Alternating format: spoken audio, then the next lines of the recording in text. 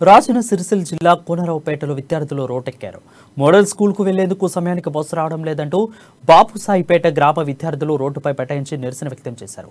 గత 2 రోజులుగా బస్సు గ్రామానికి రాకపోవడంతో తీవ్ర ఇబ్బందులు పడుతున్నామని వేములవాడ డిపో మేనేజర్ స్పందించి విద్యార్థులకు సరైన సమయానికి బస్సు వచ్చేలా చర్యలు తీసుకోవాలని విజ్ఞప్తి చేశారు.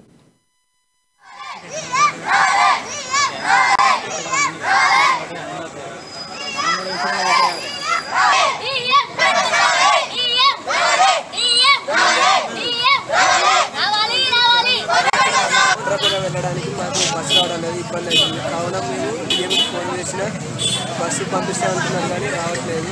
కావున మేము బస్సు రావాలని కోరుకుంటున్నాం. ఈరోజు మా ఊళ్ళో కావున మేము ధర్నా చేపడుతున్నాం. వెళ్ళడానికి బస్సు రావడం లేదు, అందుకనే ఈరోజు బస్టాండ్లో కూర్చుని ధర్నా చేయడం జరుగుతుంది. ఏమవుతలేదు బస్ వస్తలే ఇందులో రాక 5 days.